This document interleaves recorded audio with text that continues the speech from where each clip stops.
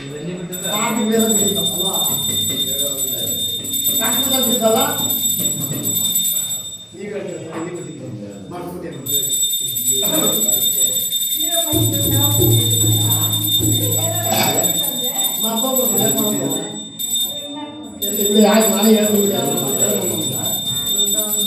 ಈ ರೀತಿಯಾಗಿ ಯಾವ ಸತ್ಯಕ್ಕೆ ಮಹಾರಾಜರು ಹೇಳುತ್ತಾ ಬೀಳುತ್ತರಾದ ಬೀದಿಯಲ್ಲಿ ಬರ್ತಾ ಇದ್ದಾರೆ ಸ್ವಪಾನವನ್ನು ಮಾಡಿದಂತೆ ಇತ್ತ ಕಡೆ ಯಾವ ಚಂದ್ರಹಾಸೆಯಾದರೂ ತನ್ನ ಪತಿ ದೇವರ ಭೂಮಿಕೆಯನ್ನೇ ಕಾಯ್ತಾ ಇದೆ. ಆಗ ದೂರದಲ್ಲಿ ನೋಡುವುದು ತನ್ನ ಪತಿ ದೇವರು ಬರ್ತಾ ಇರೋದ ನೋಡಿ ನನ್ನ ಪತಿ ದೇವರಾದ ಪ್ರತಿಜ್ಞವು ಕುದುರೆಯ ಮೇಲೆ ಕ್ಷೀರದಂತೆ ಶೂರದಂತೆ ವೀರದಂತೆ ಬರುತ್ತಿದ್ದವರು ಈ ದಿವಸ ನಡೆದು ಬರ್ತಾ ಇದ್ದಾರಲ್ಲ. ರಾಜ್ಯದಲ್ಲಿ ಯಾರಾದರೂ ಅವಮಾನ ಮಾಡಿದರೆ ಪರ ರಾಜ್ಯದ ರಾಜರೇನಾದರೂ ದಂಡೆತ್ತಿ ಬಂದು ನಮ್ಮ ರಾಜ್ಯವನ್ನು ಸೋಲಿಸಿದರೆ ಏನು ನನ್ನ ಪತಿ ದೇವರಿಗೆ ಈ ರೀತಿಯಾಗಿ ಬರ್ತಾ ಇದ್ದಾರಲ್ಲ ಕಾರಣವೇನು ಎಂಬುದಾಗಿ ತನ್ನ ಪತಿಯ ಹತ್ತಿರ ಬರುತ್ತಾ ಬರುತ್ತಾ ಬರುತ್ತಾ ಬರುತ್ತಾ ಯಾವ ಪತಿಯ ಬಾಧಿತ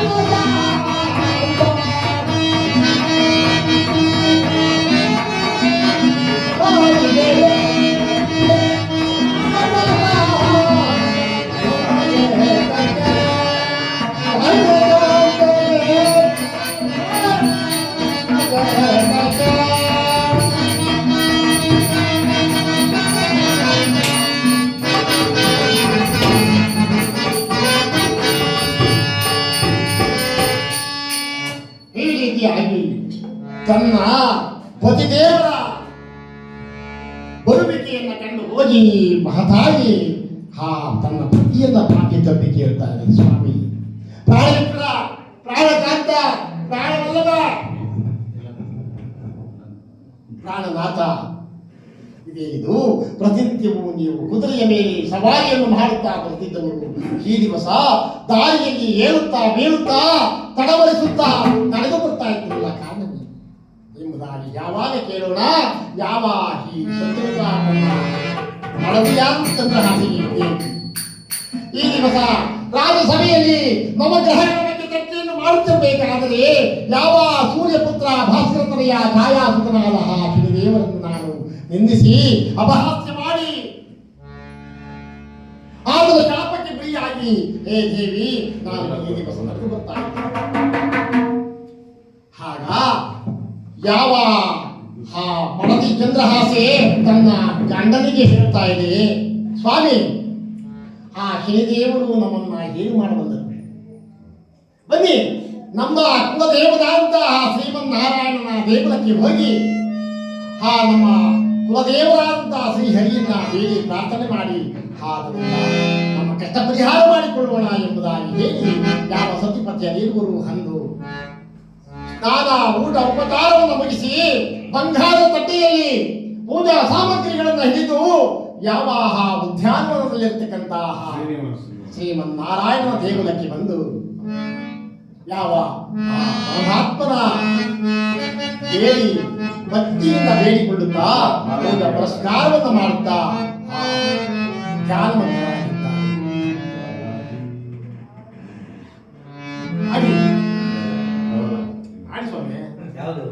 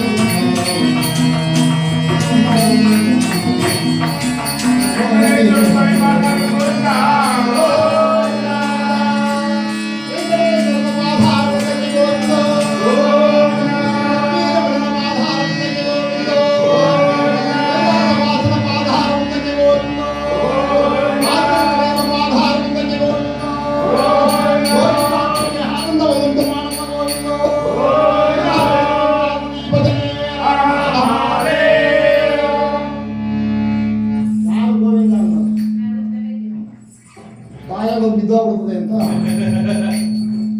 ಬಿದ್ದೋದೆಲ್ಲ ಬರ್ಕೊಂಡು ಬೆಳಗಿಗೆ ಗೋವಿಂದ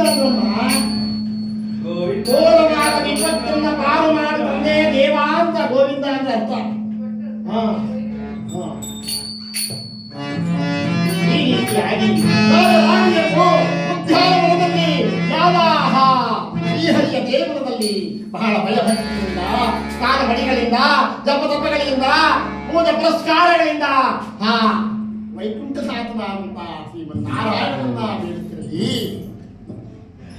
ವೈಕುಂಠದಲ್ಲಿ ಮಲಗಿದ್ದಂತಹ ಆ ಶ್ರೀಮನ್ನಾರಾಯಣನ ಪಾದಗಳನ್ನು ಒತ್ತುತ್ತಾ ಶ್ರೀದೇವಿ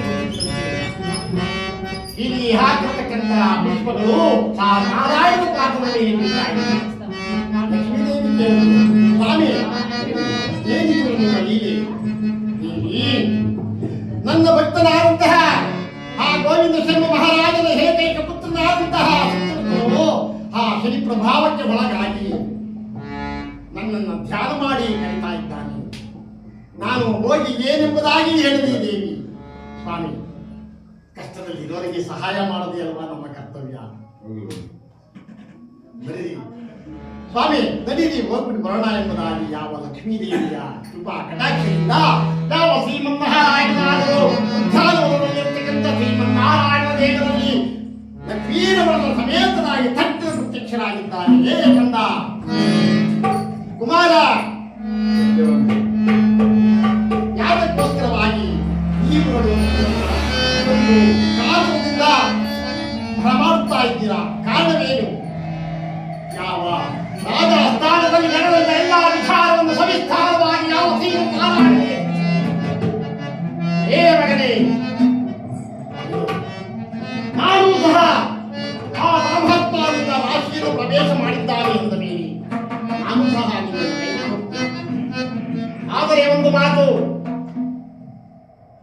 ಸುಳ್ಳನ್ನ ಹೇಳಬೇಡ, ಕಳ್ಳತನವನ್ನ ಮಾಡಬೇಡ, ತಿಂದ ಮನೆಗೆ ದ್ರೋಹವನ್ನು ಬಗೆಯಬೇಡ, ನಿನ್ನ ಮರ್ಮವನ್ನ ಇನ್ನೊಬ್ಬರ ಮುಂದೆ ಹೇಳಬೇಡ, ನಿನ್ನ ಕಷ್ಟ ಕಳೆಯುವ ತನಕ ನೀನು ಇದನ್ನ ಪಾಲನೆಯನ್ನು ಮಾಡು ಎಂಬುದಾಗಿ ಹೇಳಿ, ಅತಿ ಕಷ್ಟ ಬಂದಾಗ ನನ್ನ ಧ್ಯಾನಿಸು, ನನ್ನಿಂದ ಆಗುವಷ್ಟು ಸಹಾಯವನ್ನು ನಾನು ಮಾಡ್ತೀನಿ ಎಂಬುದಾಗಿ ಹೇಳಿ ಯಾವಾಹ ಲಕ್ಷ್ಮೀನಾರಾಯಣ ಥಟ್ಟನೆ ಮಾಯವಾಗಿದ್ದಾರೆ. ಇತ್ತ ಕಡೆ ಯಾವ ರಾಜರಾಣಿಯರು ತನ್ನ ಹಸ್ತಕ್ಕೆ ಬಂದರು. ಅಂದು ಮಲಗಿ ಒಂದು ನಿದ್ರೆಯನ್ನು ಮಾಡಿದ್ದಾರೆ. ನಗರವೆಲ್ಲ ಮಲಗಿದೆ. ಮಲಗಿದಂತಹ ಸಮಯದಲ್ಲಿ ಸತ್ಯವ್ರತನಿಗೆ ಎಚ್ಚರವಾಯಿತು. ದೇವಿ, ನಾವು ಇನ್ನು ಈ ರಾಜ್ಯದಲ್ಲೇ ಇದ್ದಿದ್ದೇ ಆದರೆ ನಮಗೆ ಅವಮಾನ ಆಗುವಂತೂ ಸತ್ಯ. ಆದ್ದರಿಂದ ನಾವು ಈ ದಿವಸ ಬೇಗ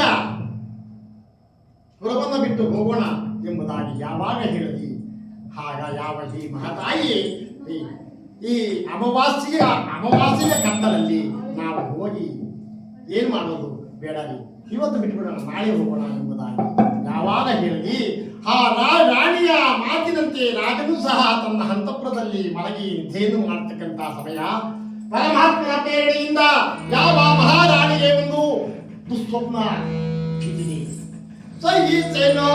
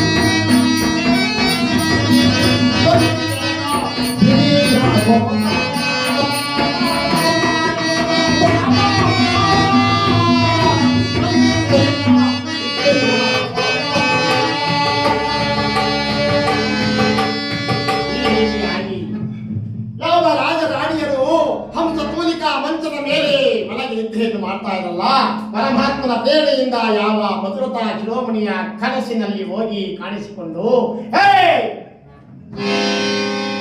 ಪುರವನ್ನ ಬಿಡಿ ಎಂಬುದಾಗಿ ಆ ಪರಮಾತ್ಮನ ತಟ್ಟನೆಯನ್ನು ಸ್ವಾಮಿ ಸ್ವಾಮಿ ಸ್ವಾಮಿ ರಾಜನು ಸಹ ತಟ್ಟನೆ ಬೆಳಗಾಗಿ ಎಂದ.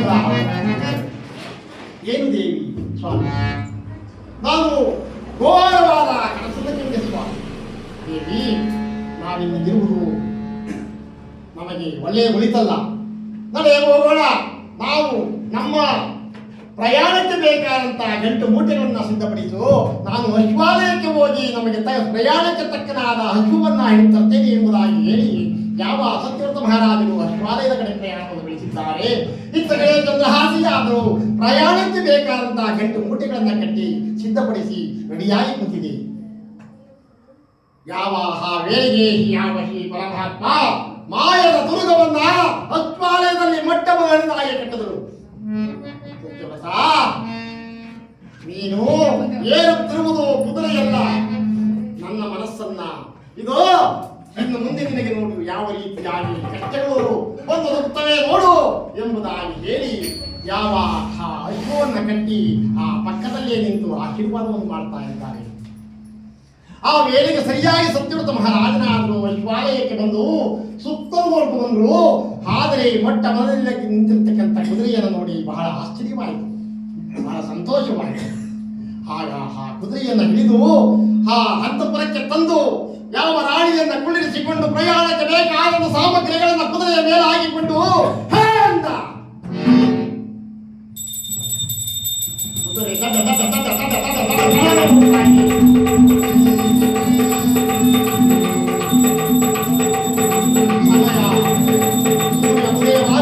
ಸಮಯ ಇನ್ನ ಯಾವ ಕಳಿಂಗ ನಗರವನ್ನು ಬಿಟ್ಟು ಮುಂದೆ ಹೋಗಿಲ್ಲ. ಏನಾದರೂ ನಮ್ಮ ರಾಜ್ಯದ ಪ್ರಜೆಗಳು ನಮ್ಮನ್ನು ನೋಡಿದ್ರೆ ಆದರೆ ನಮ್ಮನ್ನು ಹೋಗುವುದಕ್ಕೆ ಹೋಗುವುದಿಲ್ಲ ಎಂಬುದಾಗಿ ಯಾವ ಕುದುರೆಗೆ ಬಲವಾದ ಒಂದು ಬೆಟ್ಟನ್ನು ಹೊಡೆದಿದ್ದಾರೆ. ಕಣ್ಣಲ್ಲಿ ಆಡಿದ ಕುದುರೆ ಆಡುತ್ತ ಬರುತ್ತಲಿದೆ.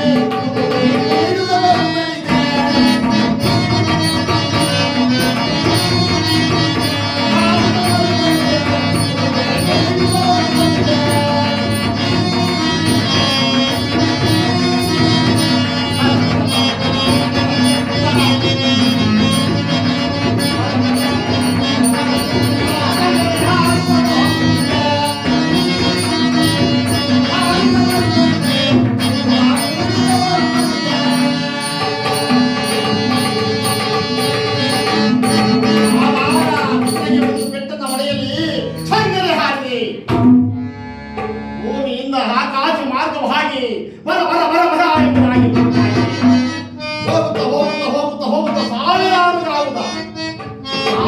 ಮೈಲಿಗಳು ಕೂಡ ಹೋಗಿ ಘೋರವಾದ ಹಳ್ಳಿಯ ಮಧ್ಯ ಭಾಗದಲ್ಲಿ ಯಾವಾಗ ಹರಣಿಯ ಮಧ್ಯ ಭಾಗದಲ್ಲಿ ಕುದುರೆ ನಿಂತಂತೋ ಯಾವ ಈ ಪ್ರಯಾಣದಿಂದ ಬಂದಂತಹ ರಾಜರಾಣಿಗೆ ಬಹಳ ಸುಸ್ತಾಗಿ ಹೋಗಿತ್ತು. ನಿದ್ರೆ ಇಲ್ಲ.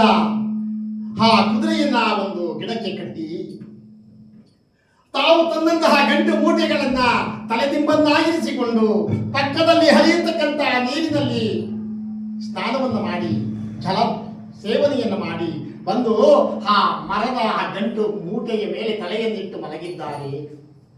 ಪರಮಾತ್ಮನ ಪ್ರೇರಣೆಯಿಂದ ಏನಾಗಿದೆ? ಲಾಯದ ಕುದುರೆಯೋ ಮಾಯವಾದೆ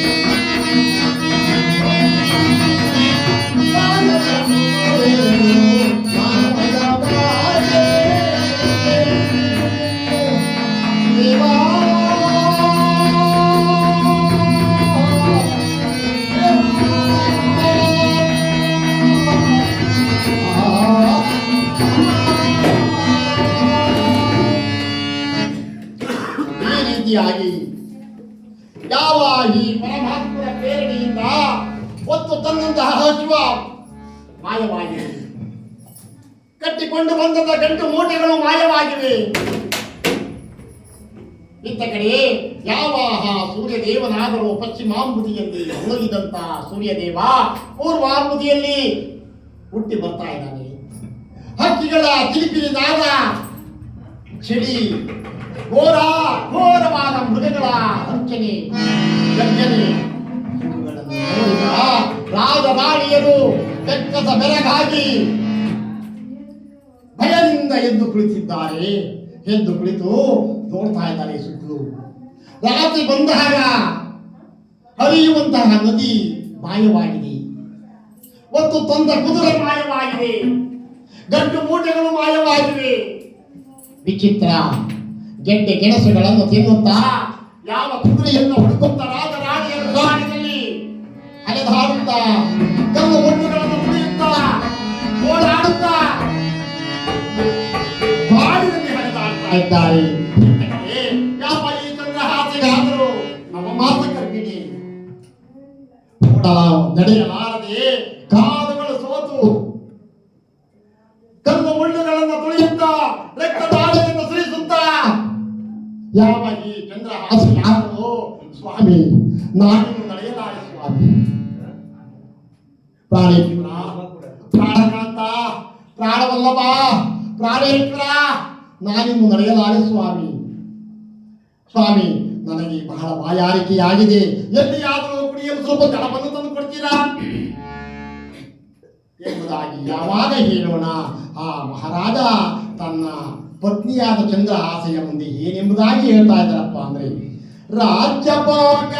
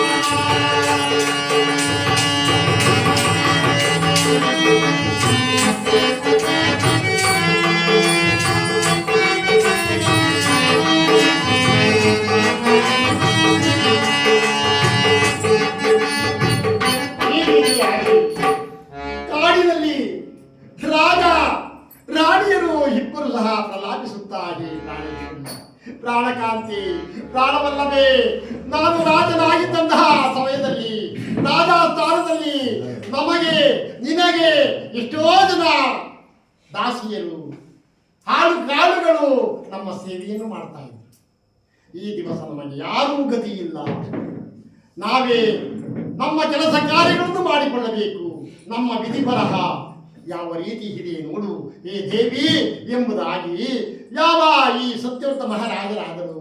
ಏ ಪ್ರಾಣೇಶ್ವರಿ, ನಾನು ಎಲ್ಲಿಯಾದರೂ ಹೋಗಿ ನಿನ್ನ ದಾಹವನ್ನು ತೀರಿಸುವುದಕ್ಕೋಸ್ಕರವಾಗಿ ಜಲವನ್ನು ತಂದುಕೊಡ್ತೇನೆ. ನೀನು ಈ ಮರದ ಕೆಳಗೆ ಕುಳಿತಿರು ಎಂಬುದಾಗಿ ಹೇಳಿ ಒಂದು ವಟವೃಕ್ಷದ ತಳಭಾಗದಲ್ಲಿ ತನ್ನ ಸತಿಯಾದ ಚಂದ್ರಹಾಸಿಯನ್ನು ಕುಳ್ಳಿರಿಸಿ ಯಾವ ಈ ಸತ್ಯವ್ರತ ಮಹಾರಾಜರು ಒಂದು ಸೀಳು ಹಾದಿಯನ್ನ ಹಿಡಿದು ಜಲವನ್ನು ಹುಡುಕುತ್ತಾ ಹೋಗ್ತಾ ಇದ್ದಾರೆ. ದಾಹವನ್ನು ತಾಳಲಾರೆ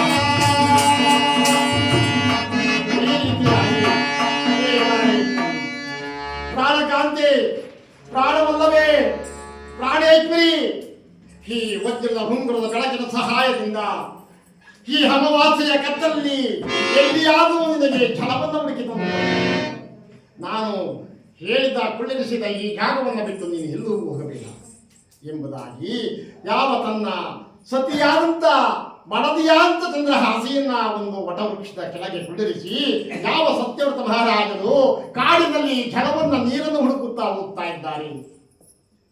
ಹೋಗುತ್ತಾ ಹೋಗುತ್ತಾ ಹೋಗುತ್ತಾ ಹೋಗುತ್ತಾ ಹೋಗುತ್ತಾ ಬಹುದೂರ ಪ್ರಯಾಣ ಮಾಡಿ ಆ ಸಮಯಕ್ಕೆ ಸರಿಯಾಗಿ ಯಾವ ಈ ಭಾಸ್ಕರ ಪಶ್ಚಿಮ ದಿಕ್ಕಿನಲ್ಲಿ ಹುಡುಕ್ತಾ ಇದ್ದಾನೆ. ಅಮಾವಾಸ್ಯೆಯ ದಿವಸ ಕತ್ತಲು ಆವರಿಸಿತು.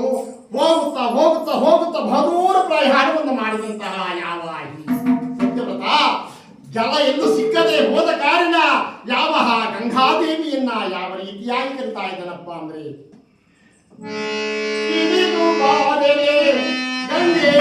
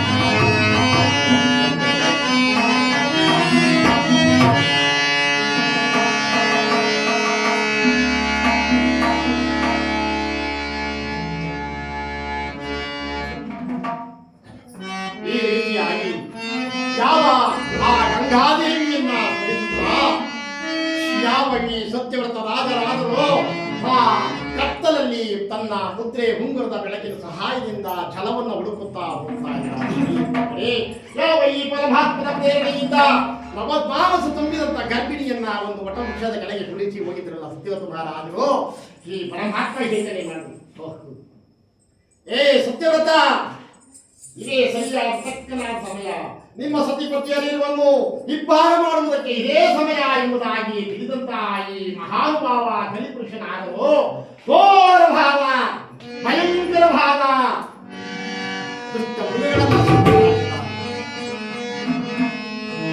ಮೃಗಗಳನ್ನ ಸೃಷ್ಟಿ ಮಾಡಿ ಕಾಡಿನಲ್ಲಿ ಬಿಟ್ಟರು. ಆ ಕಾಡಿನಲ್ಲಿ ಆ ದುಷ್ಟ ಮೃಗಗಳು ಯಾವ ಈ ಚಂದ್ರಹಾಸಿಯನ್ನ ಕೊಂದು ತಿನ್ನಲು ಬರ್ತಾ ಇದ್ದಾರೆ. ಈ ದುಷ್ಟ ಮೃಗಗಳನ್ನ ಎಂದು ನೋಡದ ಈ ಮಹತಾಯಿ ಜ್ಞಾನ ತಪ್ಪಿ ಬಿದ್ದು ಹೋಗಿದೆ. ಆಗ ಒಂದು ಹುಲಿಯನ್ನು ತನ್ನ ಬಾಯಿಯಲ್ಲಿ ಯಾವ ಈ ಮಹತಾಯಿಯನ್ನ ಕಟ್ಟಿಕೊಂಡು ಸುಮಾರು ದೂರ, ಗಾವದ ದೂರ ತಂದು ಒಂದು ತಾರಾವೃಕ್ಷದ ಕೆಳಭಾಗದಲ್ಲಿ ಬಿಟ್ಟು ತಟ್ಟನೆ ಮಾಯವಾಗಿದ್ದಾನೆ.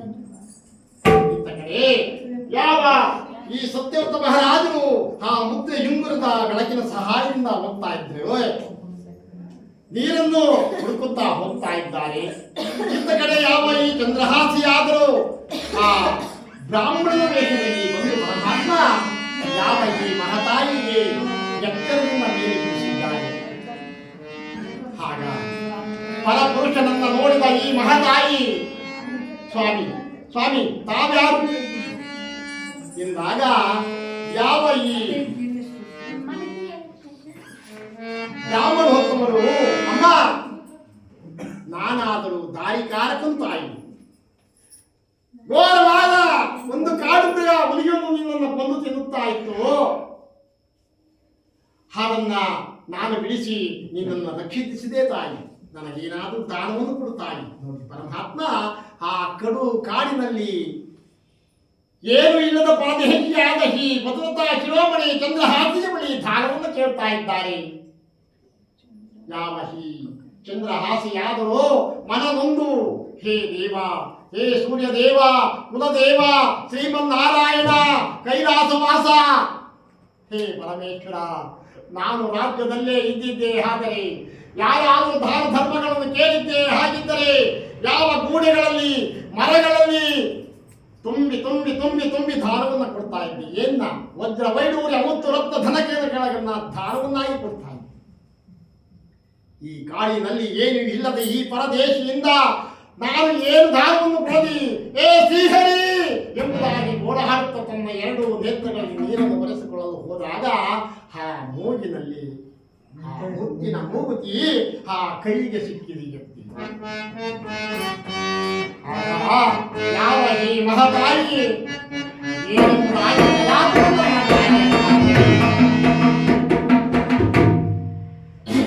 ಗಂಡನ ಪಾದ ಪೂಜೆ ಮಾಡಬೇಕಮ್ಮ,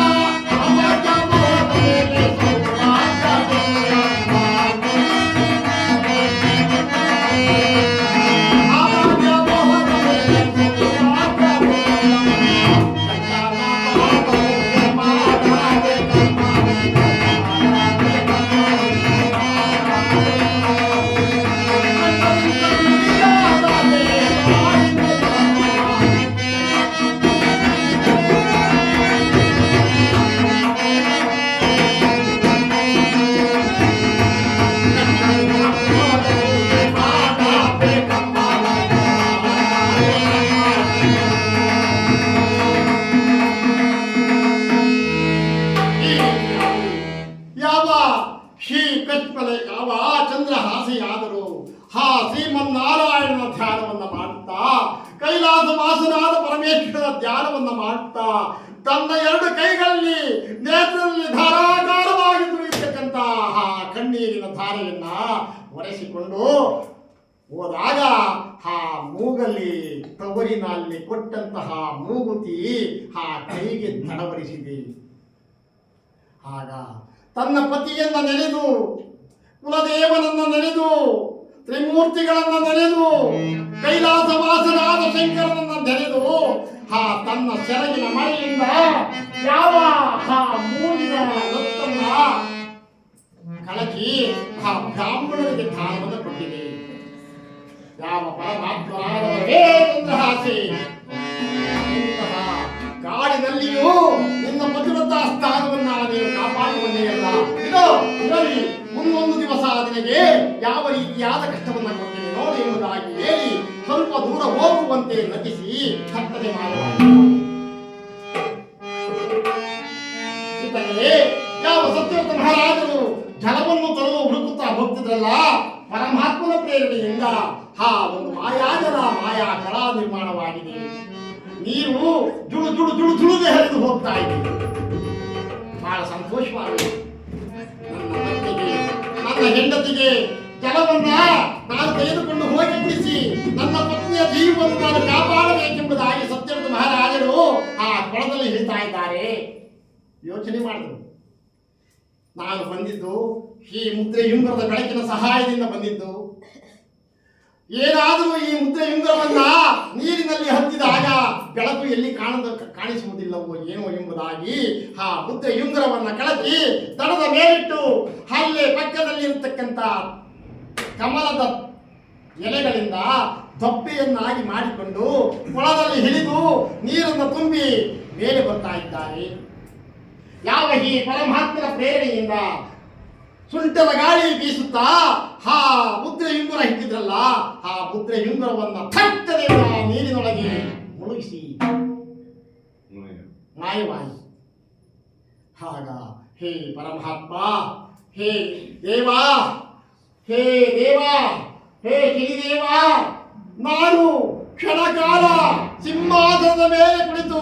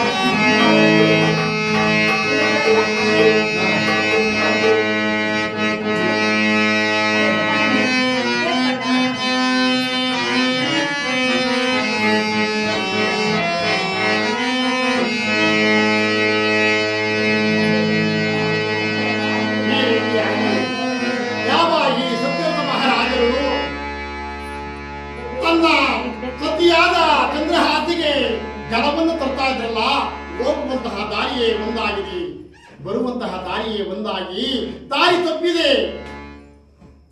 ಇತ್ತ ಕಡೆ ಯಾವ ಈ ಚಂದ್ರಹಾಸೆಗಾದರೂ ನವಮಾಸ ಗರ್ಭಿಣಿ, ಉದರ ಬೇರೆ ಪ್ರಾಪ್ತಿಯಾಗಿದೆ. ಆ ನೋವನ್ನು ತಾಳಲಾರದೆ ಯಾವ ಈ ಚಂದ್ರಹಾಸೆಯಾದರೂ ಪ್ರಲಾಪಿಸುತ್ತಾ ಯಾವ ಆ ಮರದ ಬೇರನ್ನ ಹಿಡಿದು ಯಾವ ರೀತಿಯಾಗಿ ಓಡಾಡ್ತಾ ಇದ್ದಾಳಪ್ಪ ಅಂದ್ರೆ, ಬಲದ ಬೇರ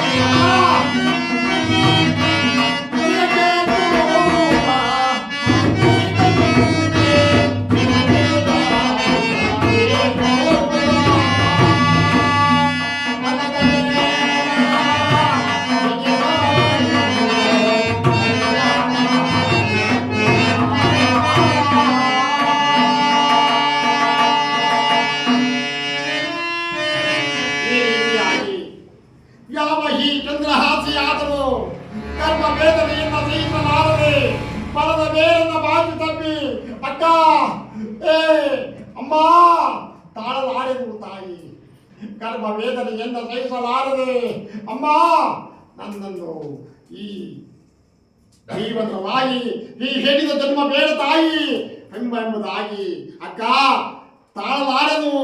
ನದೇ ಈ ಸ್ಥಿತಿಯಲ್ಲಿ ರಾಜ ಸ್ಥಾನದಲ್ಲಿ ಇದ್ದಿದ್ದೆ. ಹಾಗಿದ್ದರೆ ಎಷ್ಟೋ ಜನ ದಾಸಿಯರು ಬಂದು ನನ್ನ ಎಷ್ಟೋ ಕಷ್ಟಗಳನ್ನ ಕೇಳ್ತಾ ಇದ್ದಾರೆ. ಈ ದಿವಸ ಈ ಕಾಡಿನಲ್ಲಿ ನನ್ನನ್ನು ವಿಚಾರಿಸುವವರು ಯಾರೂ ಇಲ್ಲವಲ್ಲ ಎಂಬುದಾಗಿ ಪ್ರಲಾಪಿಸುತ್ತಾ ಎಡದ ಬೇರನ್ನ ಬಾಚಿ ತಪ್ಪಿ ಅಕ್ಕಯ್ಯ ತಂಗಿ ನನ್ನನ್ನು ಕಾಪಾಡು ಎಂಬುದಾಗಿ ಗೋಳಾಡುತ್ತಾ ಯಾವ ಈ ಚಂದ್ರಹಾಸಿಯಾದರೂ ಪ್ರಲಾಪಿಸುತ್ತಿದ್ದಾರೆ. ಇತ್ತ ಕಡೆ ಯಾವ ಸತ್ಯವಂತ ಮಹಾರಾಜರು ನೀರನ್ನ ಒತ್ತು ತರ್ತಾ ಇದ್ದಾರೆ. ಹೋಗುವಂತಹ ದಾರಿಯೇ ಬೇರೆ ಆಗಿದೆ, ಬರುವಂತಹ ದಾರಿಯೇ ಬೇರೆ ಆಗಿದೆ. ಈ ಪ್ರಕಾರವಾಗಿ ಯಾವ ಈ ರಾಣಿಯಾದರೂ ಆ ಗರ್ಭ ವೇದನೆಯ ನೋವನ್ನು ಸಹಿಸಲಾರದೆ ಯಾವ ತಾಯಿ ಬೇರ ಬಾಜಿದ್ದಾರೆ.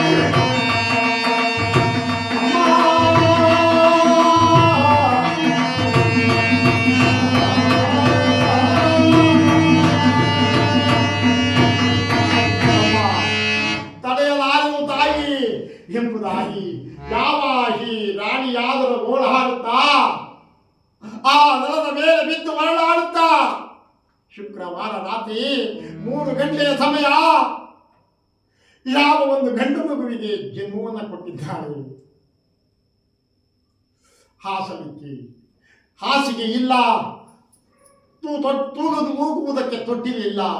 ಕಡು ಕಾಡಿನಲ್ಲಿ ಯಾವ ಈ ಮಹತಾಯಿ ಪ್ರಲಾಪಿಸುತ್ತಾ ಆ ಕಶ್ಮಲವನ್ನ ತಾನು ಹುಟ್ಟಂತಹ ಆ ಸೀರೆಯನ್ನ ಬಿಚ್ಚಿ ಅರ್ಧ ಭಾಗವನ್ನ ತನ್ನ ಮರ್ಮಾಂಗವನ್ನ ಮುಚ್ಚಿಕೊಂಡು ಇನ್ನರ್ಧ ಭಾಗದಲ್ಲಿ ಅರ್ಧ ಭಾಗವನ್ನ ಹರಿದು ಆ ಮಗುವಿನ ಕಶ್ಮಲವನ್ನೆಲ್ಲವನ್ನು ಒರೆಸಿ ಹಾಕಿ ಇನ್ನ ಕಾಲು ಭಾಗ ಆ ಬಟ್ಟೆಯಲ್ಲಿ ಆ ಮಗುವನ್ನ ಸುತ್ತಿಕೊಂಡು ಯಾವ ಈ ಮಹಾರಾಣಿ ಆ ಕಾಡಿನಲ್ಲಿ ಆ ಕತ್ತಲಿನ ಮಾರ್ಗದಲ್ಲಿ ಒಂದು ಸೀರು ಹಾದಿಯನ್ನ ಹೋಗ್ತಾ ಇದೆ.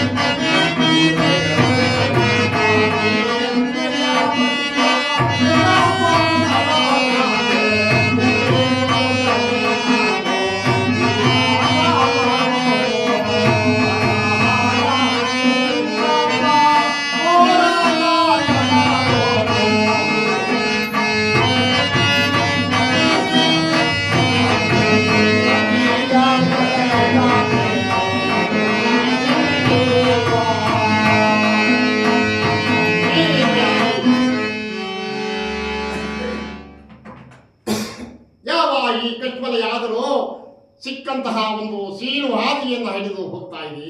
ಆ ವೇಳೆಗೆ ಸರಿಯಾಗಿ ಯಾವ ಸೂರ್ಯ ದೇವನಾದರೂ 3:30 ರಾತ್ರಿಗೆ ನನ್ನ ಸೂರ್ಯ ವಂಶದ ಹೆಣ್ಣು ಮಗಳಿಗೆ ಒಂದು ಗಂಡು ಮಗು ಜನ್ಮವಾಗಿದೆ ಎಂಬುದಾಗಿ ಹೇಳಿ ಆತನ ಕಿರಣಗಳನ್ನ ಯಾವ ಈ ಮಗುವಿನ ಮೇಲೆ ಬಿಟ್ಟಿದ್ದಾನೆ.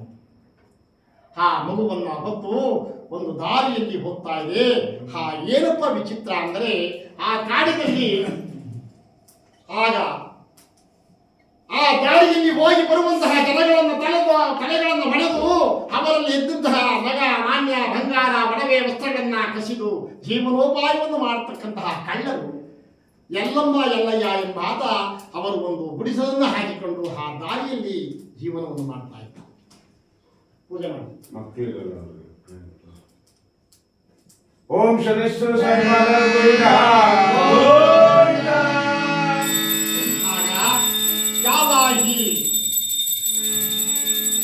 ಹೋಗುತ್ತಿರಬೇಕಾದರೆ ಅವರಿಗೆ ಹಲವಾರು ದಿವಸಗಳಿಂದ ಯಾವುದೂ ಬೇಟೆ ಸಿಕ್ಕಿಲ್ಲ, ಕಳ್ಳತನ ಮಾಡುವುದಕ್ಕೆ ಯಾವುದು ಗಿರಾಕಿ ಸಿಕ್ಕಿಲ್ಲ. ಬಹಳ ಕೋಪದಿಂದ ಈ ಹೆಲ್ಲಗನಾದರೂ ಅದನ್ನು ಹತ್ತಿ ಕೂತಿದ್ದಾನೆ.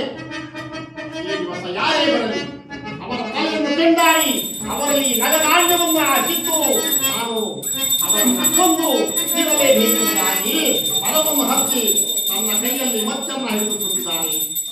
ಈತ ಕಡೆ ಯಾವ ದೂರದಲ್ಲಿ ಬರತಕ್ಕಂತ ಯಾವ ಈ ಚಂದ್ರಹಾಸಿಯನ್ನು ನೋಡಲಾರ. ಓಹೋ, ಯಾವ ಸರಿಯಾಗಿ ಗಂಟು ಕಟ್ಟಿಕೊಂಡಿರ್ತಾವಳೆ ಇವತ್ತು ಬಿಡಬಾರ್ದು. ನೋಡಿ, ಅಲ್ಲಿ ಯಾವ ಹೆಣ್ಣು ಸರಿಯಾಗಿ ಗಂಟು ಕಟ್ಕೊಂಡ್ ಬರ್ತಾ ಇದೆ. ಹೋಗ ಅವನ್ನ ಅಟ್ಯಾಕ್ ಮಾಡು, ಹಿಡ್ಕ ಕಿತ್ಕೊಂಬ. ಆಗ ಯಾವ ಬಂದಂತಹ ಯಾವ ಈ ಭದ್ರತಾ ಶಿರೋಮಣಿ ಯಾವ ಈ ಚಂದ್ರಹಾಸಿಯನ್ನು ನೋಡಿ ಯಾವ ಹತ್ತಿರ ಬರುತ್ತಾ ಯಾವ ಈ ಕಳ್ಳ ಕೊರಮರ ಎಲ್ಲೆಯನ ಕೈಯಲ್ಲಿದ್ದಂತಹ ಮತ್ತು ನೆಲಕ್ಕೆ ಬಿದ್ದು ಹೋಗಿದೆ.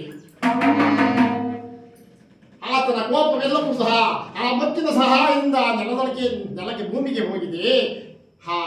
ಆತನ ಬಾಯಿಯಿಂದ ಎಂದೂ ಒಂದು ಭಗವಂತನ ನಾಮಸ್ಮರಣೆ ಬರದೇ ಇದ್ದಿದ್ದು ಶಿವ ಶಿವ ಶಿವ ಶಿವ ಎಂಬುದಾಗಿ ನಾಮಾಂಕಿತ ಬರ್ತಾ ಇದೆ. ಯಾವಾಗ ಆ ಶಿವ ಶಿವ ಎಂಬುದಾಗಿ ಆತನ ಬಾಯಿಂದ ಬರಲಿ, ಆಗ ಕೆಳಗಿಳಿದು ಬಂದು ಯಾವ ಮಗುವನ್ನ ಎತ್ಕೊಂಡು ಬರ್ತಾ ಇತ್ತಲ್ಲ ಆ ಮಹತಾಯಿಯನ್ನು ನೋಡಿ ಆತನಿಗೂ ಸಹ ಕರುಣೆ ಅನ್ನೋದು ಬಂತಂತೆ. ಒಳ್ಳೆ ಸಮಯ ಒಳ್ಳೆ ಸಮಯ ಒಳ್ಳೆ ಸಮಯವಾ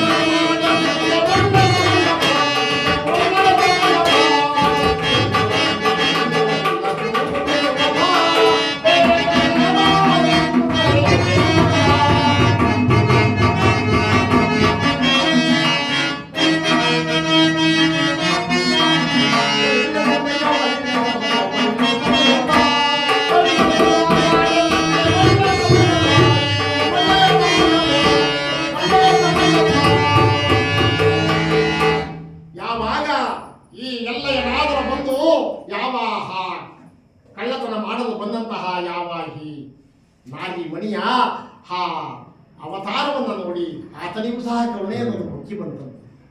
ಆಗ ಅಮ್ಮ, ಹೇ ತಾಯೇ, ಯಾರಮ್ಮ ನೀನು? ಯಾರೋ ನೀನೆಲ್ಲೇ ತಂದೆ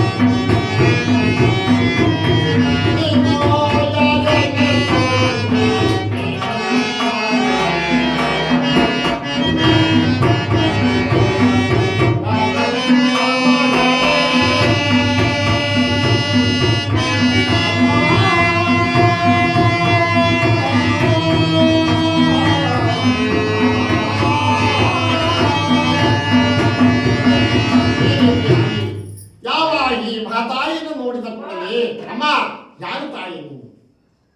ಯಾಕಮ್ಮ ಒಬ್ಬಂಟಿಯಾಗಿ ಬರ್ತಾ ಇದೀಯಾ? ಯಾವ ಈ ಚಂದ್ರಹಾಸಿಯಾದವಮ್ಮ ನಿನ್ನ ಸೇನು ತಾಯಿ? ರಾತ್ರಿ ಹೆರಿಗೆಯಾಗಿತ್ತಲ್ಲ, ಬಟ್ಟೆಗಳೆಲ್ಲವೂ ಸಹ ಕಶ್ಮಲವಾಗಿತ್ತು. ಆ ಕಶ್ಮಲವನ್ನು ನೋಡಿ ಯಾವ ಈ ಮಹತಾಯಿ ಕಳ್ಳ ಪರಮರ ಎಲ್ಲಯ್ಯನ ಮುಂದೆ, ಅಣ್ಣಯ್ಯ ಹೇಳ್ತೇನೆ ಕೇಳು ಕೇಳು ಕೇಳು ಕೇಳೆಂದ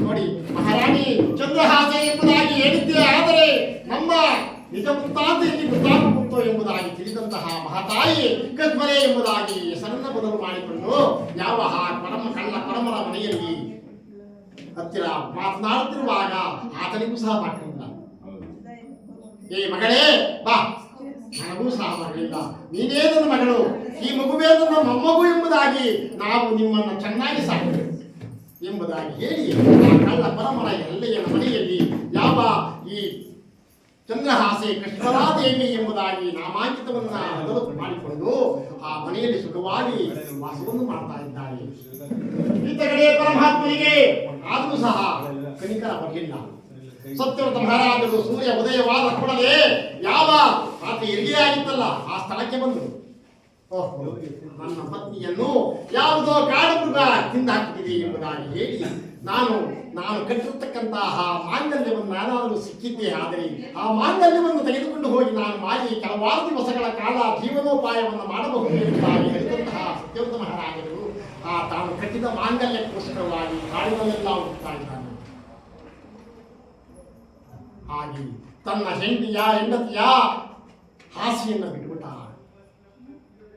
ನನಗೆ ಯಾರೂ ದಿಕ್ಕಿಲ್ಲ, ಹೇ ಪರಮಾತ್ಮ, ಕಾಕವಾಹನ, ಕಲಿಪುರುಷ, ರವಿತನಯ, ಸೂರ್ಯಕುಮಾರ, ಭಾಸ್ಕರ ತನಯ, ಎಲ್ಲ ನಿನ್ನ ಲೀಲೆ ಇರಲಿ ಎಂಬುದಾಗಿ ಯಾವುದೊಂದು ಸಿಕ್ಕಂತಹ ಶ್ರೀಯುತ ಹಾದಿಯನ್ನು ಹಿಡಿದು ನೇರವಾಗಿ ಹೋಗ್ತಾ ಇದ್ದಾನೆ.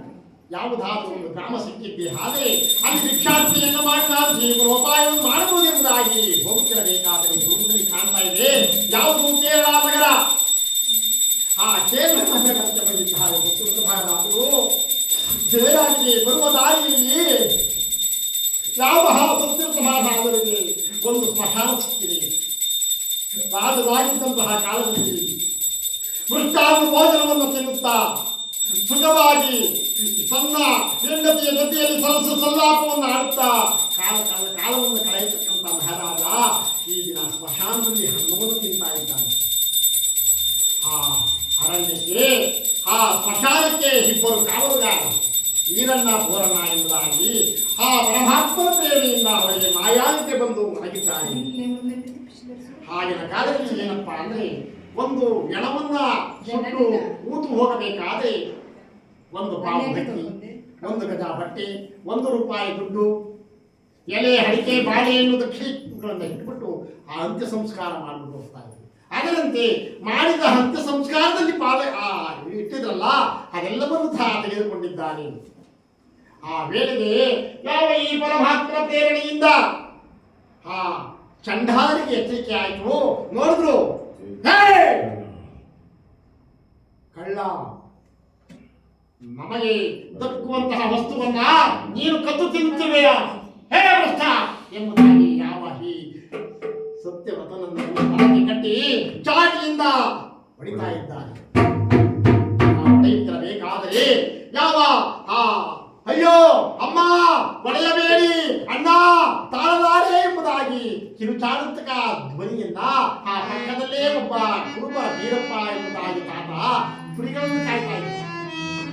ಆ ಕುರಿಗಳನ್ನ ಕಾಯತಕ್ಕಂತಹ ಆ ತಾತ ಓಡೋಡಿ ಬಂದು ಹೇ ಚಂಡಾಲರೇ ಹೊಡೆಯಬೇಡಿ ನಿಲ್ಲಿಸಿ. ಏನು ನೋಡಿ ತಾತಯ್ಯ, ನಮಗೆ ಸಿಗಬೇಕಾದ ವಸ್ತುಗಳನ್ನ ಯಾವ ಈ ಕಳ್ಳ ಕದ್ದು ಒಯ್ತಾ ಇದ್ದಾನೆ. ಯಾಕಪ್ಪ ಕದ್ದೆ? ತಾತಯ್ಯ, ನಾನು ಕದಿಯಲಿಲ್ಲ ತಾತಯ್ಯ. ಎಷ್ಟೋ ದಿವಸವಾಗಿತ್ತು ಅನ್ನವನ್ನು ತಿಂದು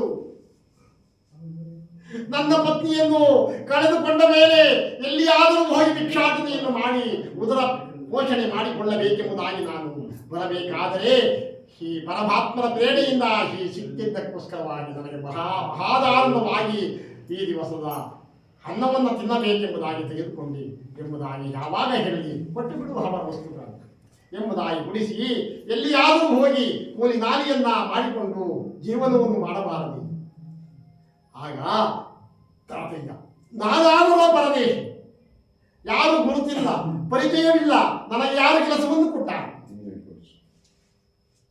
ಹಾಗೆಂದ ಮೇಲೆ ಅಯ್ಯ, ನೀನು ನೋಡಿದರೆ ಸಭ್ಯನಂತೆ ಕಾಣಿಸ್ತೀಯ. ನೀನು ನಮ್ಮ ಮನೆಯಲ್ಲಿ ಕೆಲಸ ಮಾಡೋದಾದ್ರೆ ನಾನು ನಿನಗೆ ಕೆಲಸ ಕೊಡ್ತೀನಿ ಎಂಬುದಾಗಿ ಕುರುಬರ ಬೀರಪ್ಪ ತಾತ ಯಾವಾಗ ಹೇಳಲಿ ಆ ಕುರುಬರ ಮನೆಯಲ್ಲಿ ಯಾವ ಈ ಸತ್ಯವ್ರತ ಮಹಾರಾಜ ಗೊರವ ಎಂಬ ಹೆಸರಿನಿಂದ ಆ ಕುರುಬರ ತಾತಯ್ಯನ ಮನೆಯಲ್ಲಿ ಕುರಿಗಳನ್ನು ಕಾಯುತ್ತಾ ಕೆಲಸಕ್ಕೆ ಸೇರಿಕೊಂಡಿದ್ದಾನೆ. ಕುರುಬ ವೀರಪ್ಪ ತಾತನಾದರೂ ತನ್ನ ಮನೆಯ ಕೆಲಸ ಕಾರ್ಯಗಳನ್ನ ಯಾವ ಈ ಗೊರವನಿಗೆ ಒಪ್ಪಿಸ್ತಾ ಇದ್ದಾರೆ. ಯಾವ ರೀತಿಯಾಗಿ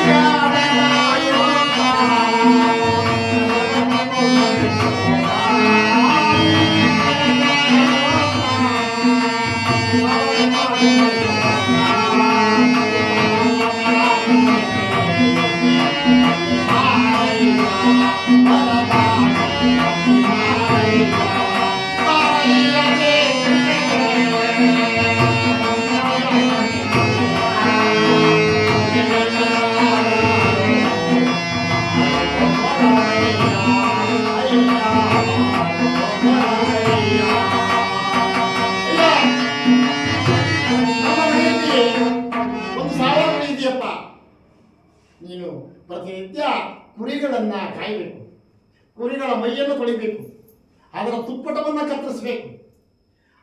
ಬಂದಂತಹ ತುಪ್ಪಟದಿಂದ ಪ್ರತಿನಿತ್ಯವೂ ಸಹ ರಾಟೆಗೆ ಹಾಕಿ ನುಡಿದನ್ನು ತೆಗೆದು ಪ್ರತಿನಿತ್ಯ ನನಗೆ ಒಂದು ಕಂಬಳಿಯನ್ನು ನೇತು ತಂದು ನನಗೆ ಬಿಡಬೇಕು. ಇಷ್ಟು ಕೆಲಸ ಮಾಡಬೇಕಪ್ಪ. ಅದಕ್ಕೆ ನಾನು ನಿನಗೇನು ಕೊಡ್ತೀನಿ ಗೊತ್ತಾ? ತಿಂಗಳೊಂದಕ್ಕೆ ಹಣವಾ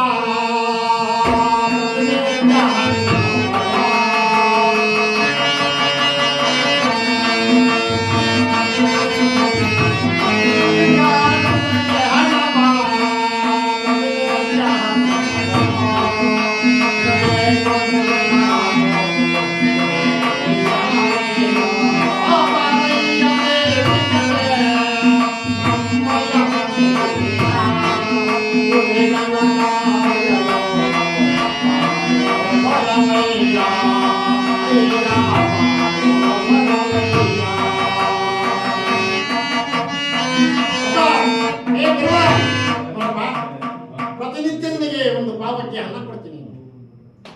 ಒಂದು ತಿಂಗಳಿಗೆ ಒಂದು ಕಾಸು ನಿನ್ನ ಸಂಬಳ. ನಿನಗೆ ಇಷ್ಟ ಆಗಿದ್ದೆ ಆದರೆ ನಮ್ಮ ಮನೆಯಲ್ಲಿ ಕೆಲಸ ಮಾಡು, ಇಲ್ಲ ಅಂದ್ರೆ ಹೊರಟೋಗಪ್ಪ. ಆಗ ವಿಧಿ ಇಲ್ಲ. ಸತ್ಯವ್ರತ ಮಹಾರಾಜ ಗೊರವ ಎಂಬ ಹೆಸರಿನಲ್ಲಿ ಯಾವ ಕುರುಬರ ವೀರಪ್ಪ ತಾತನ ಮನೆಯಲ್ಲಿ ಕುರಿಗಳನ್ನು ಕಾಯುತ್ತಾ ವೀರಪ್ಪ ತಾತ ಹೇಳಿದ ಕೆಲಸ ಕಾರ್ಯಗಳನ್ನು ಮಾಡ್ತಾ ಕಾಲಹರಣೆಯನ್ನು ಮಾಡ್ತಾ ಇದ್ದಾರೆ. ಪರಮಾತ್ಮನಿಗೆ ಆಗಲೂ ಸಂತೋಷವಾಗಿಲ್ಲ. ಸತ್ಯವ್ರತ, ನೀನಾದರೂ ಕುರುಬ ವೀರನ ಮನೆಯಲ್ಲಿ ಕುರಿಗಳನ್ನು ಕಾಯುತ್ತಾ ಸುಖವಾಗಿದ್ದೀಗ. ಅಲ್ಲಿ ಕಶ್ಮಲೆಯಾದರೂ ಕಳ್ಳ ಪರಮರ ಎಲ್ಲಯ್ಯನ ಮನೆಯಲ್ಲಿ ಸುಖವಾಗಿ ನಿನ್ನ ಹೆಂಡತಿ ಮಗ ಆರಾಮಾಗಿದ್ದಾರೆ, ಇರುವುದು ನಿಮಗೆ ಮಾಡ್ತೇನೆ ಎಂಬುದಾಗಿ ಹೇಳಿ ತಟ್ಟನೆ ಯಾವ ಹೃದಯದಲ್ಲಿ ನೀನು ಎಲ್ಲಿ ಹೇಳುವುದು ಹಣವಲ್ಲ, ಇಡುವುದಾಗ ಎಂಬುದಾಗಿ ಹೇಳಿ ಯಾವ ಈ ಪರಮಾತ್ಮ ಯಾವ ಈ ಕಶ್ಮಲೆಯದ ಹೃದಯದಲ್ಲಿ ಕುಳಿತು ಹೇಳ್ತಾ ಇದ್ದಾರೆ. ಯಾವ ಈ ಕಶ್ಮಲೆಯಾದರೂ ಆ ಕಳ್ಳ ಪರಮರ ಎಲ್ಲಯ್ಯನ ಮುಂದೆ ಹೇಳ್ತಾ, ಅಣ್ಣಯ್ಯ, ನಾನು ಇನ್ನು ನಿಮ್ಮ ಮನೆಯಲ್ಲಿ ಜೀವನವನ್ನು ನಾನು ಮಾಡುವುದಿಲ್ಲ. ಆದರೆ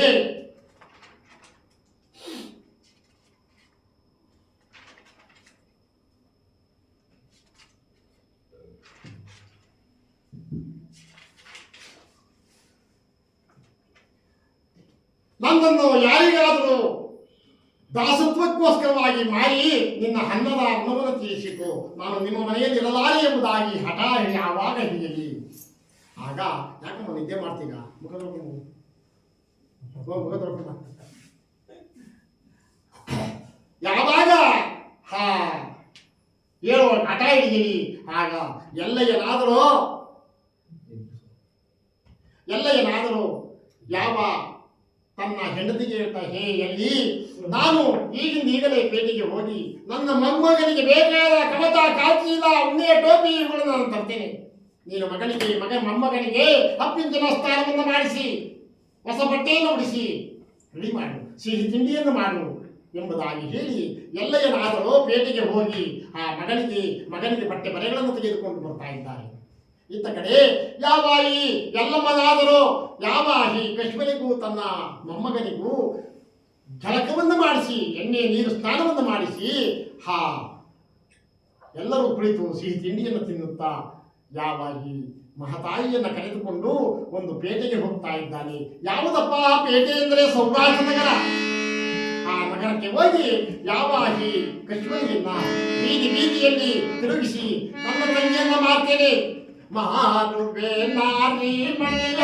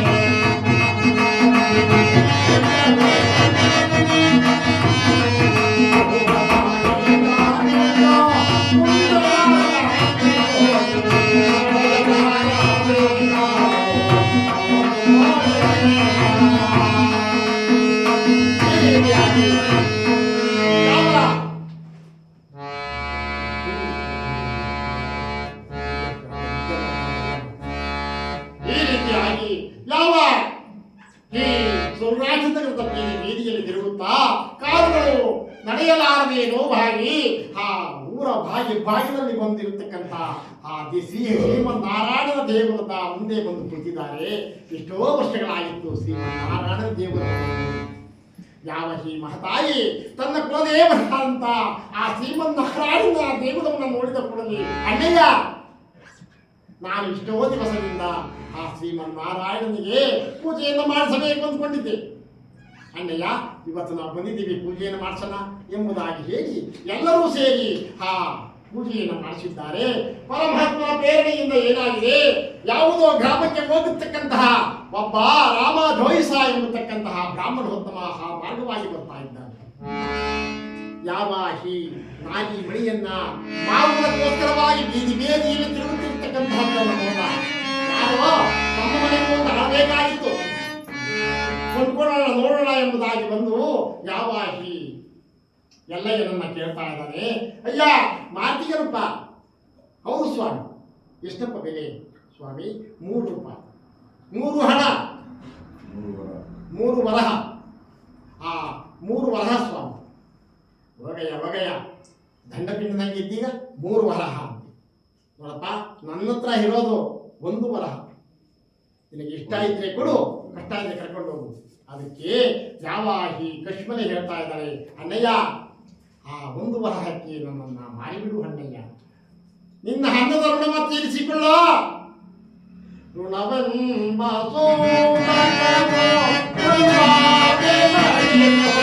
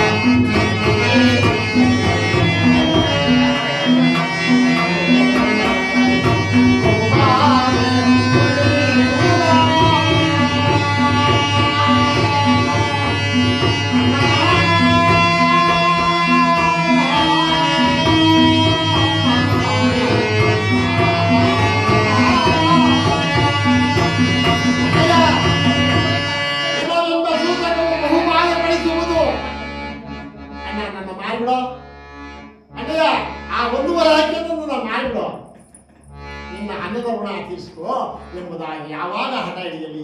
ಅದರಂತೆ ಯಾವ ಈ ಕಶ್ಮಲಿಯನ್ನ ಒಂದು ವರಹಕ್ಕೆ ಯಾವ ಈ ಎಲ್ಲಯ್ಯನಾದರೂ ರಾಮ ಜೋಯಿಸರಿಗೆ ಮಾಡಿದ್ದಾನೆ. ಇತ್ತ ಕಡೆ ರಾಮ ಜೋಯಿಸನಾದರೂ ಯಾವ ಈ ಕಶ್ಮಲೆಯನ್ನು ಮತ್ತು ಅವಳ ಮಗನನ್ನ ಕಳೆದುಕೊಂಡು ಹೋಗಿ ಮನೆಯಲ್ಲಿ ಪ್ರತಿನಿತ್ಯದ ಕೆಲಸ ಕಾರ್ಯಗಳನ್ನ ಯಾವ ರೀತಿಯಾಗಿ ಒಪ್ಪಿಸ್ತಾ ಇದ್ದಾನಪ್ಪ ಅಂದ್ರೆ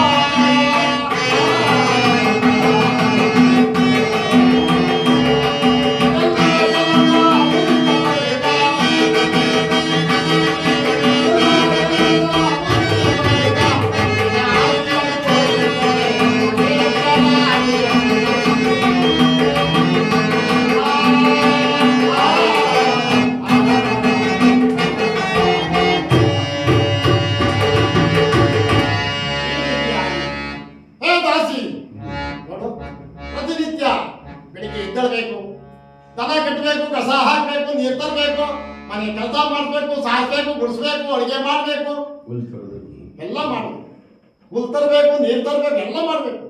ಇಷ್ಟೆಲ್ಲ ಮುಗಿದ ಮೇಲೆ ಹೊಲದಲ್ಲಿ ಹೋಗ್ಬೇಕು, ಕಲ್ಲು ಮುಳ್ಳು ಎಲ್ಲ ಹಾಯಬೇಕು, ಆ ಹೊಲ ಎಲ್ಲ ಹಸನು ಮಾಡಬೇಕು. ಅಷ್ಟು ಕೆಲಸ ಆದಮೇಲೆ ಮನೆಗೆ ಬರಬೇಕು, ಮತ್ತೆ ಮನೆಯ ಎಲ್ಲ ಕೆಲಸ ಕಾರ್ಯ ಮಾಡಬೇಕು. ಪ್ರತಿನಿತ್ಯ ರಾಗಿಯನ್ನು ಬೀಸಿ ನೀನು 24 ಗಂಟೆಯಲ್ಲಿ 22 ಗಂಟೆಯ ಕಾಲ ಕೆಲಸವನ್ನು ಮಾಡಬೇಕು.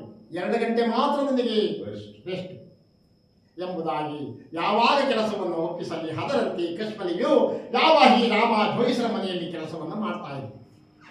ಸ್ವಲ್ಪ ದಿವಸ ಕಳಿತು. ಯಾವ ಈ ರಾಮ ಜೋಯಿಸರ ಮಗನಾದ ಯಾವ ಈ ಗುಣಪಾಲನಾದನು ಯಾವ ಈ ತನ್ನ ತಂದೆ ಒಬ್ಬ ದಾಸಿಯನ್ನು ಮನೆಗೆ ಕರೆತಂದಿದ್ದಾನೆ, ನೋಡೋಣ ಎಂಬುದಾಗಿ ಬಂದಿದ್ದಾನೆ. ಯಾವ ದಾಸಿ ಒಬ್ಬಳೇ ಇಲ್ಲ, ಜೊತೆಯಲ್ಲಿ ಮಗನೂ ಇದ್ದಾನೆ. ಅನುಮಾನ ಬಂದು ಯಾವ ತನ್ನ ತಂದೆಗೆ ಹೋಗಿ ಕೇಳ್ತಾ ಇದ್ದಾನೆ, ಅಪ್ಪಾಜಿ ನೀನು ದಾಸಿಯನ್ನು ಕೊಂಡುಕೊಂಡು ಬಂದಾಗ ದಾಸಿ ಒಬ್ಬಳನ್ನೇ ಕೊಂಡ್ಕೊಂಡ್ಬಂದ. ಇಲ್ಲಪ್ಪ, ನಾನು ದಾಸಿ ಒಬ್ಬಳನ್ನೇ ಕರ್ಕೊಂಡಿದ್ದು, ಹೇ ಶೂದ್ರ ಮುಂದೆ ಗಂಡ ಅಂತ ಯಾವಾಗ ಹೇಳಲಿ ಅದರಂತೆ ಬಂದು ಯಾವ ಈ ದಾಸಿಯನ್ನ, ಹೇ ದಾಸಿ, ಈ ಮಗು ಯಾರು? ನಂದೇ ಸ್ವಾಮಿ. ನಾಳೆಯಿಂದ ಈ ಮಗು ನನ್ನ ಮನೆಯಲ್ಲಿರಬಾರದು. ನಮ್ಮ ಮನೆಯಲ್ಲಿ ನಿನಗೆ ಪ್ರತಿನಿತ್ಯವೂ ಪಾವತಿ ಹಣ ಕೊಡ್ತೇವೆ. ಎಷ್ಟು? 4 ದಿವಸಕ್ಕೆ 1 ಸೇರಾಯ್ತು, 8 ದಿವಸಕ್ಕೆ 2 ಸೇರಾಯ್ತು, 14 ದಿವಸಕ್ಕೆ 4 ಸೇರಾಯ್ತು, 30 ದಿವಸಕ್ಕೆ ಎಷ್ಟಾಯ್ತು? 8 ಸೇರು.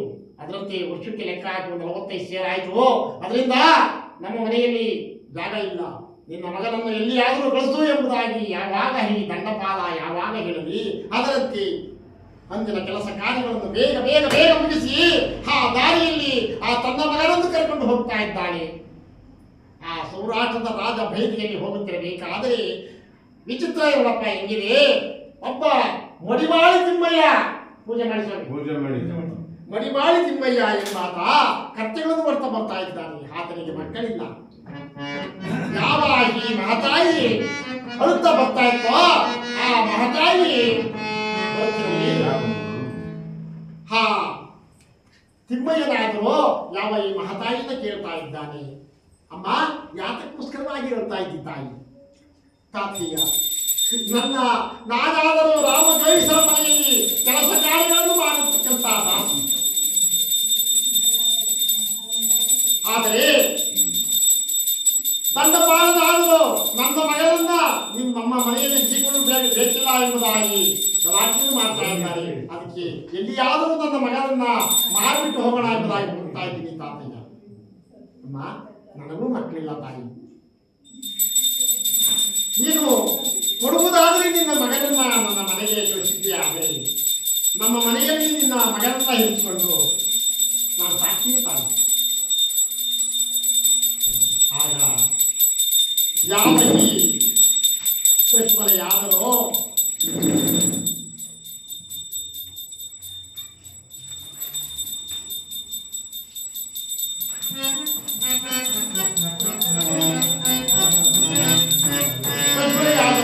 ಯಾವ ತಿಮ್ಮಯ್ಯನ ಮನೆಯಲ್ಲಿ ಯಾವ ಈ ಮಗುವನ್ನ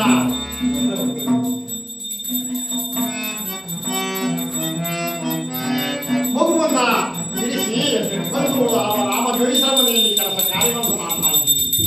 ಇತ್ತ ಕಡೆ ಯಾವ ಈ ತಿಮ್ಮಯ್ಯನ ಮನೆಯಲ್ಲಿ ಈ ಮಗುವಾದರೂ ಕತ್ತೆಗಳನ್ನು ಕಾಯುತ್ತಾ ಜೀವನವನ್ನು ಮಾಡ್ತಾ ಇದ್ದೀವಿ. ಇತ್ತ ಕಡೆ ಪರಮಾತ್ಮರಾದರೂ ಆಗಲೂ ಸಹ ಇವರ ಮೇಲೆ ಕರುಕರಣೆಯನ್ನ ತೋರಿಸಿಲ್ಲ. ಆಗ ತಕ್ಷಣವೇ ಯಾವ ಈ ಪರಮಾತ್ಮನಾದರೂ ಈ ಪರಮದ ರಾಶಿಗೆ ಪ್ರಯಾಣವನ್ನು ಮಾಡಿ ಆ ಕುರುಬರ ಮನೆಯಲ್ಲಿ ಕುರಿಯನ್ನು ಕಾಯ್ತಾ ಇದ್ದಲ್ಲ, ಆ ಕುರುಬರ ತಾತಯ್ಯನ ಮನೆಯಿಂದ ಅಪ್ಪಣೆಯನ್ನು ಪಡೆದು ನೇರವಾಗಿ ಭಿಕ್ಷಾಟನೆ ಮಾಡುವುದಕ್ಕೋಸ್ಕರವಾಗಿ ಬರ್ತಾ ಇದ್ದಾರೆ. ಯಾವ ರೀತಿ ಬರ್ತಾ ಇದ್ದಾರಪ್ಪ ಅಂದ್ರೆ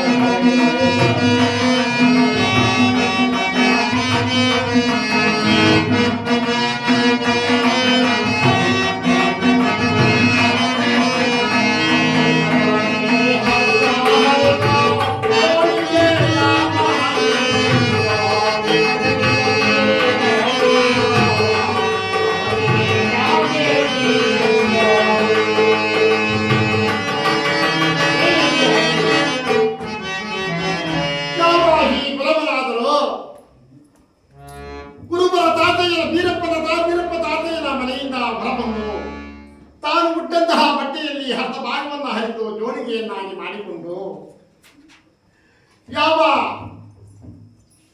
ಸೌರಾಜ್ಯದ ಬೀದಿಯಲ್ಲಿ ಭಿಕ್ಷಾಟನೆಯನ್ನು ಮಾಡ್ತಾ ಇದ್ದಾರೆ. ಯಾವ ರೀತಿಯಾಗಿ ಮಾಡ್ತಾ ಇದ್ದಾರೆ ಅಂದ್ರೆ, ಸ್ವಾಮಿ ಬರ್ಬೇಕು, ತೆಂಗಿನಕಾಯಿ ಹೊಡೆದು ಬಾಳೆಹಣ್ಣು ಮುರಿದು ಪೂಜೆ ಮಾಡಿ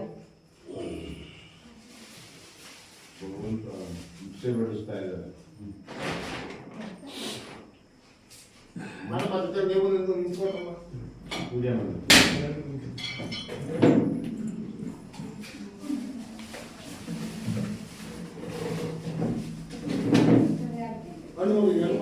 ಎರಡು ಹಣ್ಣು ಕಾಯಿ ಮಡಿಗೆ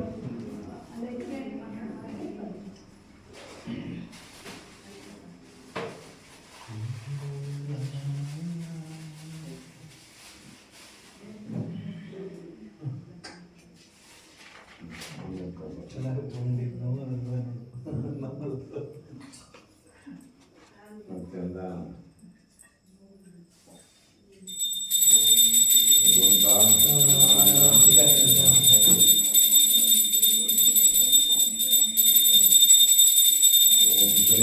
ಸ್ವಾಮಿ ಪಾದಾರತಿ ಗೋವಿಂದ. ವೆಂಕಟೇಶ್ವರ ಸ್ವಾಮಿ ಪಾದಾರತಿ ಗೋವಿಂದ.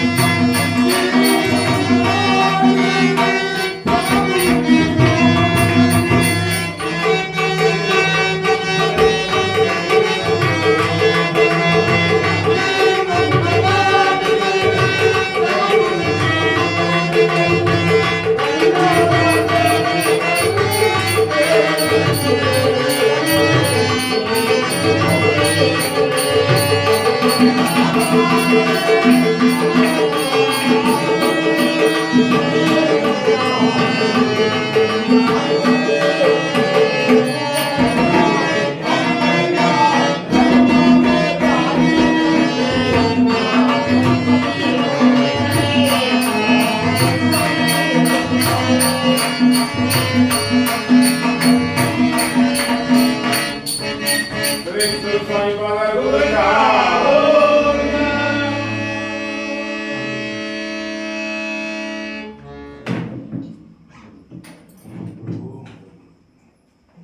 ಈ ರೀತಿ ಆಯ್ತು.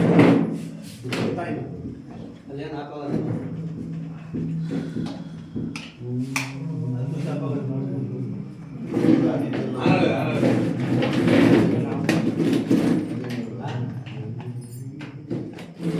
ಏನ್ ಸ್ವಾಮಿ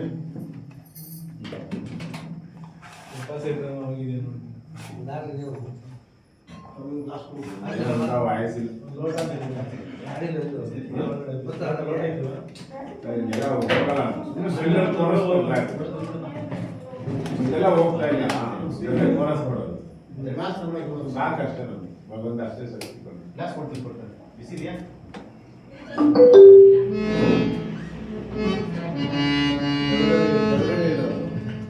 ಹಲೋ ಹಲೋ ಮಾಡ್ತಲ್ಲ ಗೊತ್ತಿದೆ ಸರ್ ಅಲ್ಲ ಯಾರ ಮನೆಗೆ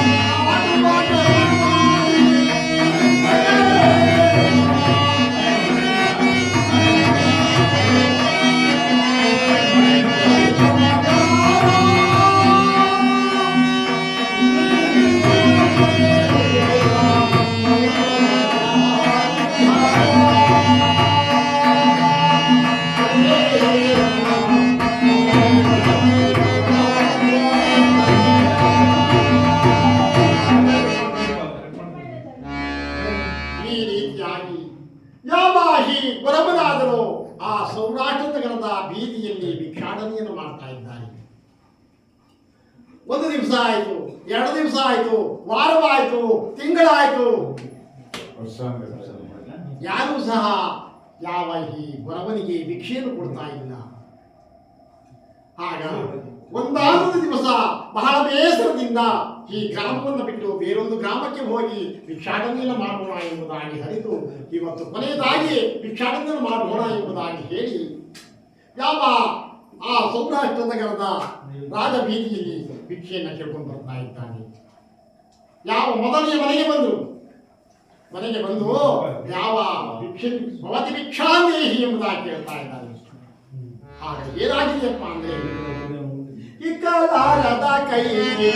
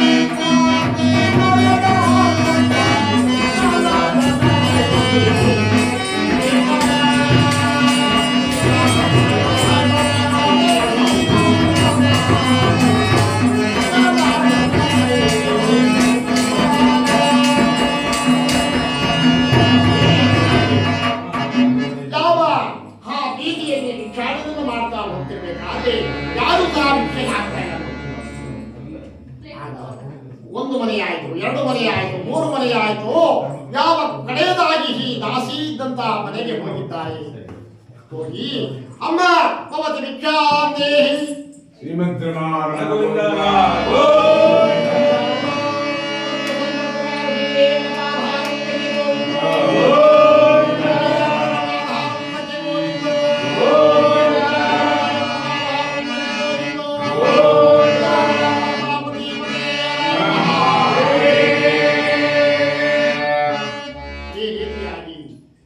ಯಾವ ಈ ದಾಸಿ ಇದ್ದಂತಹ ಮನೆಯ ಬಾಗಿಲಿಗೆ ಹೋಗಿ ಅಮ್ಮ ಭವತಿ ಭಿಕ್ಷಾಂತೆ ತಾಯಿ ತನ್ನ ಮನೆಯ ಕೊಟ್ಟಂತಹ ಅನ್ನವನ್ನೆಲ್ಲವನ್ನು ಸಹ ತಿಂದಿದ್ದಾಳೆ. ಕಡೆಯದಾಗಿ ಒಂದು ತುತ್ತು ಅನ್ನ ತನ್ನ ಬಾಯಲ್ಲಿ ಇಟ್ಟಿದ್ದಾಳೆ. ಯಾವಾಗ ಭವತಿ ಭಿಕ್ಷಾಂತೆ ಎಂಬುದಾಗಿ ಹೇಳಿದ್ರು ಆ ಬಾಯಿಯಿಂದ ಅನ್ನವನ್ನ ಹೊರತೆಗೆದು ಸೆರಗಿನ ಮರೆಯಲ್ಲಿ ತೆಗೆದುಕೊಂಡು ಬಂದು ಯಾವ ಗಣಪನಿಗೆ ಭಿಕ್ಷೆಯನ್ನು ಕೊಟ್ಟು ಗಂಡ ಮೀಸೆಗಳು ಬೆಳೆದಿವೆ, ಗಂಡ ಎಂಬ ಗುರುತು ಸಿಗ್ತಾ ಇಲ್ಲ. ಯಾವ ಈ ಕಶ್ಮಲೆಯಾದರೂ ಯಾವ ಕೊಟ್ಟಂತಹ ಹಣ್ಣವನ್ನ ಯಾವ ಈ ಗೊರವೆಯ ಒಂದು ಹಾಳು ಚಾವಡಿಯಲ್ಲಿ ಬಂದು ಕುಳಿತು ಆ ಹಣ್ಣವನ್ನು ತಿಂತಾ ಇದ್ದಾನೆ. ಆ ಹಣ್ಣ ಯಾವ ರುಚಿ ಇತ್ತಪ್ಪ ಅಂದ್ರೆ ಯಾವ ರುಚಿ ಇತ್ತು ತಾಯಿ? ಆ ಅಮೃತ. ಯಾವ ರುಚಿ ಇತ್ತು? ಅಮೃತ ಇದ್ದಂಗಿತ್ತು.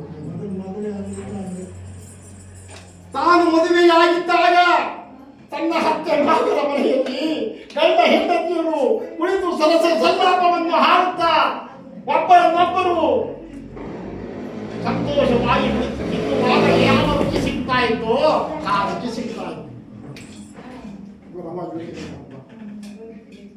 ಯಾರು ಈ ಮಹತಾಯಿ ಸಾಮಾನ್ಯದವರಲ್ಲ. ಏನಾದರೂ ಮಾಡಿ ನಾನು ಇಲ್ಲಿಂದ ಎಲ್ಲೂ ಹೋಗಬಾರದು. ಆಕೆ ಮನೆಯಲ್ಲಿ ನಾನು ಭಿಕ್ಷಾಟನೆಯನ್ನು ಮಾಡಿ ಪ್ರತಿನಿತ್ಯವೂ ಹಣ್ಣನ್ನು ತಿನ್ನಬೇಕೆಂಬುದಾಗಿ ನಿಶ್ಚಯವನ್ನು ಮಾಡಿ ಪ್ರತಿನಿತ್ಯವೂ ಬಂದು ಆ ದಾಸಿಯ ಮನೆಯಲ್ಲಿ ಹಣ್ಣವನ್ನ ಪಡೆದು ಹೋಗಿ ಹಾಳು ಚಾವಡಿಯಲ್ಲಿ ಕುಳಿತು ಊಟವನ್ನು ಮಾಡ್ತಾ ಇದ್ದಾನೆ. ಯಾವ ಈ ನನ್ನ ನೋಡ್ದ ಏನು ಈ ದಾಸಿಗೆ ನಾನು ಪ್ರತಿನಿತ್ಯವೂ ಪಾವತಿ ಅನ್ನ ಈ ದಾಸಿ ದಿನೇ ಸ್ವಲ್ಪ ಹೋಗ್ತಾ ಇದ್ದಾರಲ್ಲ, ಕಾಯ್ತಾ ಕೂತಿದ್ದಾರೆ. ಅನ್ನವನ್ನು ಯಾವ ಈ ಬರವನಾದರೂ ಬಂದು ಅಮ್ಮ ಭವತಿ ಭಿಕ್ಷಾಂದೇಹಿ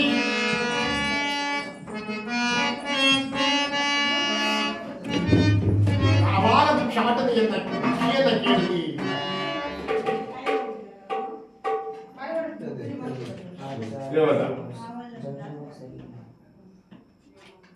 ಯಾವಾಗ ಭಿಕ್ಷೆಯನ್ನ ಕೇಳದಿ ಆಗ ಆ ಭಿಕ್ಷೆಯನ್ನು ತಂದು ಆ ದಾಸಿ ಆ ಗಣಬೈನಿಗೆ ಕೊಟ್ಟಿದ್ದಾಳೆ. ಆ ವೇಳೆಗೆ ತನ್ನ ಪಾದರಾದರೂ ಬಂದು ಹಿಂಬದಿಯಿಂದ ಬಂದು ಆ ಕೊಟ್ಟಂತಹ ಅನ್ನಕ್ಕೆ ಠೇರತ್ತಾಗಿ ಹೊಡೆದ. ಅನ್ನವೆಲ್ಲವೂ ಸಹ ಬೀದಿಯಾಗಿ ತನ್ನ ಪಾದರಾದರೂ ಯಾವ ಈ ಪರಮೆಯನ್ನ ಹೀಗಾಡಿಸುತ್ತಾ ನಡೆಯುತ್ತಾ ಬೈಯುತ್ತಾ